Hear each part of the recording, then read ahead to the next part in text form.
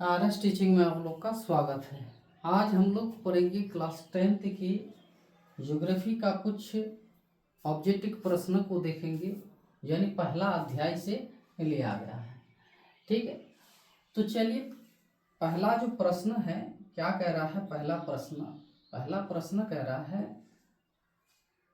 इनमें से किस प्राकृतिक संसाधन का भंडार सीमित है। तो प्राकृतिक और संसाधन जो होते हैं प्राकृतिक और एक होता है मानव निर्मित। तो मानव निर्मित यानी जो मनुष्य के द्वारा बनाया गया है। प्राकृतिक जो यानी हम लोग को कहते हैं जो ऊपर वाला के द्वारा निर्माण किया गया है। तो जैसे खनिज तेल जो है ये क्या है, प्राकृतिक है। सौर ऊर्जा ये भी प्राकृतिक, हवा भी प्राकृतिक है, पानी भी प्राकृतिक। लेकिन यहाँ कह रहा है इनमें से किस प्राकृतिक संसाधन का भंडार सीमित है। सीमित जो ऐसे जो भंडार जो कभी ना कभी क्या हो जाएगा, खत्म हो जाएगा। ठीक है, उसका जितना भी यूज कीजिएगा तो उसी तरह से चाहे ज़्यादा यूज करते हैं तो वह कम समय में समाप्त हो जाएगा। ठीक है, तो ये देखिए खनिज तेल जो है ये क्या है, तो प्राकृतिक तो है लेकिन यहाँ सीमित है। मान लीजिए यहाँ 100 लीटर क्या है, तो तेल है, खनिज तेल जैसे हो गया पेट्रोलियम, पेट्रोल, डीजल, केरोसिन, ये हो गया खनिज तेल। तो 100 लीटर मान लीजिए क्या है, पेट्रोल है। तो पेट्रोल अगर इसका उपयोग कीजिएगा तो एक ना एक दिन क्या हो जाएगा, यह समाप्त हो जाएगा। इसलिए इसको क्या कहेंगे, समाप्य संसाधन कहेंगे। ठीक है, और यह समाप्य संसाधन भी है और इसी का भंडार क्या है, सीमित है। और ये सौर ऊर्जा जो है इसका आप जितना भी यूज कीजिए, प्रयोग उपयोग में लाइए, ये खत्म होने वाला नहीं है। हवा भी खत्म होने वाला नहीं है। पानी शुद्ध अशुद्ध में परिवर्तन हो जाते हैं, ये भी क्या समाप्य संसाधन नहीं। ठीक, चलिए अगला क्वेश्चन कह रहा है क्या, तट रेखा से कितने किलोमीटर क्षेत्र सीमा अपवार्जक आर्थिक क्षेत्र कहलाती है। तो तट जो तटीय क्षेत्र, तो देखिए भारत का ये जो भाग जो है यहाँ से और इसके बाद जो है, इसके बाद ये क्षेत्र क्या है, जल है। ठीक है, यहाँ जल, तो ये भारत का क्षेत्र और ये भारत के तट से, तट मतलब किनारे, यहाँ से कितना किलोमीटर दूर तक का जो क्षेत्र है वह राष्ट्रीय संपत्ति जो जिस देश का, चाहे भारत का है तो भारत के 200 किलोमीटर दूर तक के जो संसाधन मिलते हैं, यहाँ अगर कुछ मिलते हैं जैसे यहाँ पर मुंबई हाई, ठीक है, मुंबई हाई यानी तेल का जो कुआं मिला है तो यहाँ है। ठीक है, तो ये क्षेत्र जिसको कहते हैं क्या, क्षेत्र सीमा से अपवार्जक आर्थिक क्षेत्र कहलाते हैं। तो कितना किलोमीटर, तो इसकी जो दूरी है 200 किलोमीटर। कितना किलोमीटर, 200 किलोमीटर। ठीक है, आंसर हो जाएगा 200 किलोमीटर। अगला क्वेश्चन देखिए क्या कह रहा है। अगला क्वेश्चन कह रहा है, हमारे पास पेट भरने के लिए, क्या पेट भरने के लिए बहुत कुछ है लेकिन पेटी भरने के लिए यह कथन किसका है। ठीक है, हमारे पास पेट भरने के लिए बहुत कुछ है लेकिन पेटी भरने के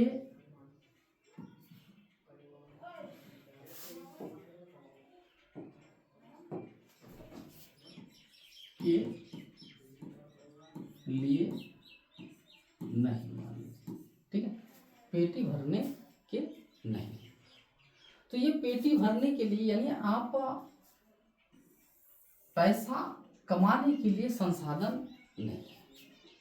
कोई देश पैसा यानी जमा करने के लिए, आर्थिक स्थिति को बढ़ाने के लिए, अपना देश का रहन सहन दिखाने के लिए जो प्रकृति के जो खनिज जो है उसको क्या करते हैं, विदोहन करते हैं, निकाल करके उसको दूसरे देश में फिर बेच देते हैं। तो खाने के लिए हमारे पास बहुत कुछ है, लेकिन पैसा यानी पेटी भरने के लिए नहीं। यह कथन किसने कहा था?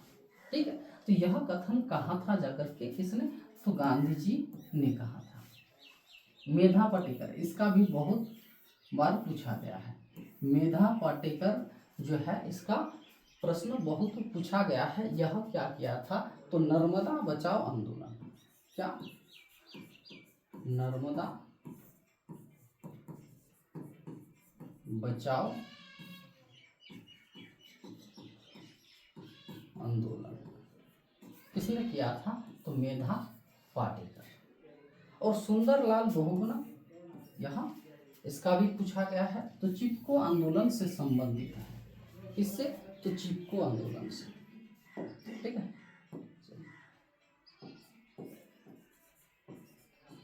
चिपको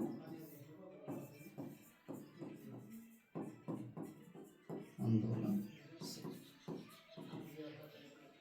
सुंदरलाल बहुगुणा चिपको आंदोलन से संबंधित है, और मेधा पाटेकर जो है नर्मदा बचाओ आंदोलन से है। नर्मदा क्या है? यह एक नदी है।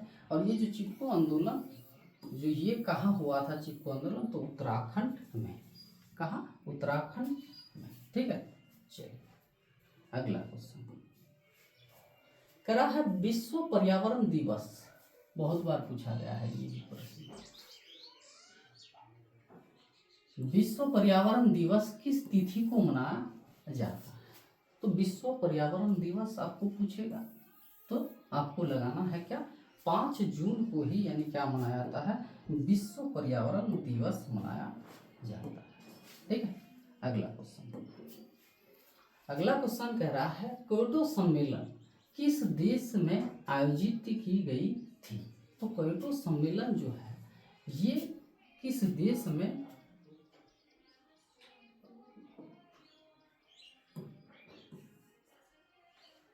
यह किया गया था? क्योटो सम्मेलन किस देश में आयोजित की गई थी? तो यह किया गया था कहाँ? तो जापान में। कहाँ? तो जापान में। जापान के ही एक क्षेत्र है जिसका नाम है क्या? क्योटो, जहाँ यह बैठक किया गया था। और यह किस लिए बैठक किया गया था? ये जो दुनिया में क्या प्रदूषण होते जा रहे हैं, अगर हम लोग इसमें ध्यान नहीं देंगे तो ये जो पृथ्वी है इसमें जो ओजोन परत होता है ये आहिस्ता आहिस्ता क्षय होने लगा है। ठीक है, और अगर हम लोग पेड़ पौधे पर ध्यान नहीं देंगे तो ये कार्बन डाइऑक्साइड बढ़ रहा है, ऑक्सीजन की मात्रा जो है घट रही है। तो इसी के चर्चा हो रहे थे कहाँ? तो जापान की एक शहर थे जिसका नाम था क्या? क्योटो शहर। क्योटो शहर। यहाँ एक बैठक किया गया था। जो बैठक जो किया गया था तो ये डेट था जाकर के दिसंबर 1997 को किया गया था। दिसंबर 1997 जापान के क्योटो शहर में यह बैठक किया गया था, इसीलिए नाम दिया है क्या? क्योटो सम्मेलन किस देश में आयोजित की गई थी? तो आपको लगाना है कहाँ? तो जापान में। कहाँ लगाना गया? तो जापान। आंसर हो जाएगा बी। अगला क्वेश्चन कह रहा है क्या? जल किस प्रकार का संसाधन है? जल जो है यह किस प्रकार का संसाधन है? तो यह क्या चक्रीय संसाधन है, जैव संसाधन है, अजैव संसाधन है? तो यह है जाकर के ये नहीं होगा, ये नवीकरणीय संसाधन है। क्या? नवीकरणीय संसाधन हो जाएगा। चक्रीय संसाधन किसको कहते हैं? वे वस्तु उसको इस्तेमाल करके फिर दोबारा उसका जो निर्माण किया जाता है उसको कहेंगे चक्रीय संसाधन। जैसे कोई भी एक प्लास्टिक का प्लास्टिक का जो चेयर देखते हैं, ठीक है, प्लास्टिक का जो चेयर है, इसको हम लोग को क्या करते हैं, इस्तेमाल करते हैं। फिर जब ये टूट जाता है इसका पहिया, तो इसको हम लोग कुछ पैसा देकर ले करके इसको बेच देते हैं। फिर इसी को गला करके फिर नया चेयर बनाया जाता है, ठीक है। तो यह हो गया क्या, चक्रीय संसाधन। क्या हो गया, चक्रीय संसाधन, ठीक है। और जैव यानी जीव से जो वस्तु, जैसे यानी क्या, तो पेट्रोलियम हो गया, पेट्रोल, डीजल, केरोसिन, यह हो गया जैव संसाधन। कोयला हो गया जैव संसाधन, क्योंकि यह जीव से प्राप्त हुआ है। अजैव जो यानी निर्जीव होते हैं, ठीक है। जैसे पर्वत जो है यह क्या है, निर्जीव होते हैं, उसमें जान नहीं होते, उसको कहेंगे अजैव संसाधन। तो जल किस प्रकार का संसाधन है, तो ये हो जाएगा नवीकरणीय संसाधन, ठीक है। आंसर हो जाएगा डी। अगला क्वेश्चन है जाकर के 13 नंबर, कह रहा है प्रथम पृथ्वी सम्मेलन कहाँ आयोजित किया गया था। ये जो प्रथम पृथ्वी सम्मेलन यानी पृथ्वी के बारे में चर्चा किया गया था, जो इतना carbon dioxide gas, green house gas जो बढ़ते जा रहे हैं, जिससे यानी ग्लोबल वार्मिंग में खतरे की घंटी है, जो ओजोन परत को क्या करते हैं, क्षय करते हैं, ठीक है। इससे बचने के लिए एक बैठक किया गया था, तो जिसको कहते हैं प्रथम पृथ्वी सम्मेलन। प्रथम हुआ था, द्वितीय हुआ था, तृतीय हुआ था। तो यहाँ पूछा गया है प्रथम पृथ्वी सम्मेलन जो है यह कहाँ आयोजित किया गया था। प्रथम पृथ्वी सम्मेलन कहाँ आयोजित किया गया था, तो आंसर हो जाएगा क्या, रियो डी जेनेरो। क्या हो जाएगा, Rio de Janeiro. Rio de Janeiro में यह बैठक किया गया था, आयोजित किया गया था, और यह किया गया था जाकर के 3 जून 1992 में यह बैठक किया गया है, ठीक है। तो 3 जून में बैठक जो हुआ था, 3 जून, तो 3 जून से 14 जून तक यह बैठक चला था, ठीक है। तो 3 जून से 14 जून तक, और ये साल जो अगर पूछा जाए तो 1900 कब, तो 92 में यह आयोजन किया गया था, ठीक है। और आयोजन जो हुआ था कहाँ, तो रियो डी जेनेरो में हुआ था। चलिए अगला क्वेश्चन कह रहा है क्या, किसने कहा संसाधन होते नहीं बनते हैं, संसाधन होते नहीं बनते हैं। तो यह ठीक ही कहा था क्या, तो देखिए संसाधन होते नहीं उसको बनाया जाता है। संसाधन किसको कहेंगे, वही वस्तु जो मनुष्य के जीवन काल में काम आते हैं, उसी को क्या कहेंगे, संसाधन कहेंगे। तो जैसे मान लीजिए एक क्या है, पर्वत है, ठीक है, एक पर्वत है, और इस पर्वत को, ये पर्वत जब मनुष्य के काम नहीं आएंगे तो ये संसाधन नहीं हो सकते हैं।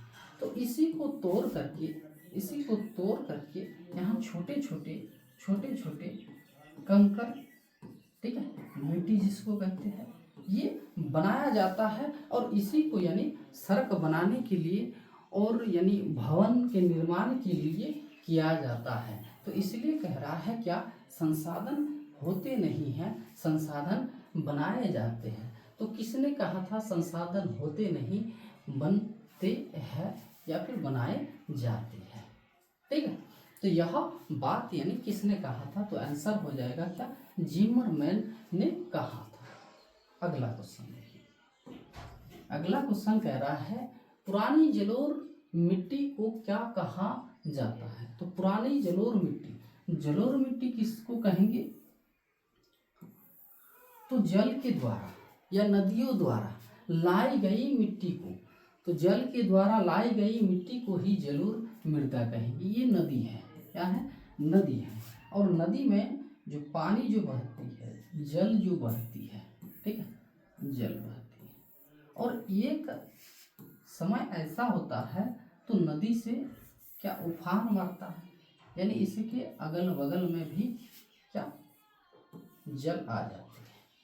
तो इस क्षेत्र में कुछ दिन बाद जब क्या जल घट जाएगा, फिर नदी में आ जाएगा, तो इस क्षेत्र में दिखेगा यानी क्या तो कीचड़ जैसा एक परत जम गया है, इसी को कहेंगे क्या, जलोढ़ मृदा कहेंगे। क्या कहेंगे, जलोढ़ मृदा कहेंगे। और यही जलोढ़ मृदा का दो भाग है। जलोढ़ मृदा को कितने भागों में बांटा गया है, तो दो भागों में। एक है जाकर के क्या, बांगर, यही है बांगर, और दूसरा है जाकर के खादर। क्या, खादर। ठीक है, तो बांगर और खादर दो भाग हैं। तो ये जो खादर है इसको क्या, न्यू या नया जलोढ़ मृदा कहते हैं, और बांगर को क्या,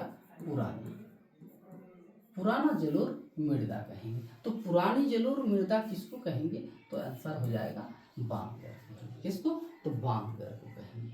तो कैसे देख लीजिए, ये क्षेत्र जो है, इस क्षेत्र में यानी हर साल क्या होते हैं, बाढ़ आते हैं।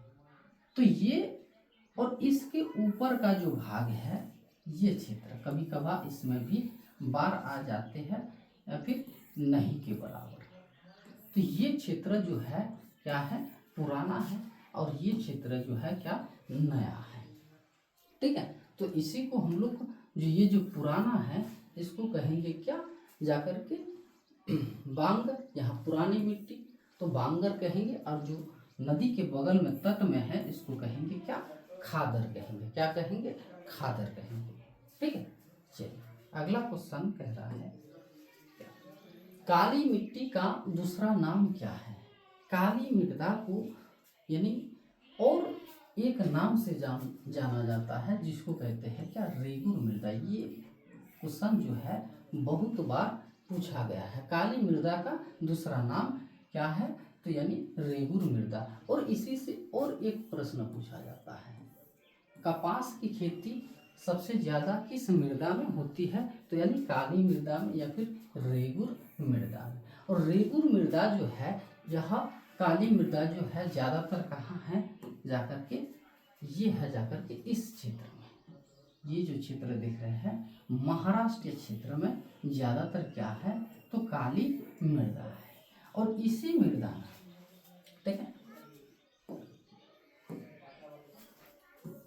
इसमें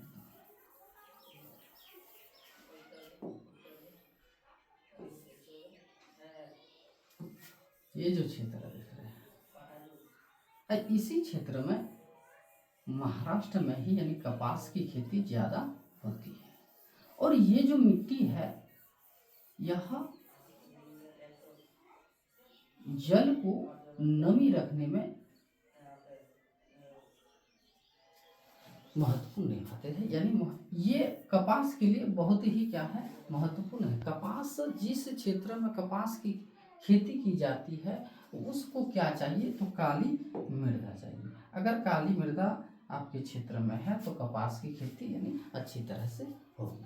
तो चलिए ये 10 प्रश्न था, ये 10 प्रश्न आज के लिए, ये 10 प्रश्न। फिर हम लोग इसी तरह से सब्जेक्टिव ऑब्जेक्टिव के प्रश्न को लेते आएंगे। आप लोग अगर 2026 बोर्ड एग्जाम यानी बिहार बोर्ड का मैट्रिक का जो तैयारी करते हैं, तो ये 2026 में अगर आप अच्छे तरह से, हम तो सोच लिए हैं इस बार जो है, ऐसे तो हम यानी ऑफलाइन करते रहते हैं। ऑफलाइन हम आज से नहीं, लग 2014 से चलाते आ रही है। तो इस क्षेत्र में बहुत, जिस क्षेत्र में हम एक गांव क्षेत्र में पढ़ा रहे हैं, तो इस क्षेत्र में रिजल्ट जो है बहुत बढ़िया दिए हैं। यानी एक्सपीरियंस है कितने, यानी 2014 से। तो हम चाहते हैं क्या, जो यानी पूरे बिहार में इस तरह के नॉलेज को दिया जाए, और जिससे छात्र ग्रहण करके 2026 में पहला दूसरा यानी टॉप 10 में जगह ले सके। ठीक है, चलिए आज यही तक।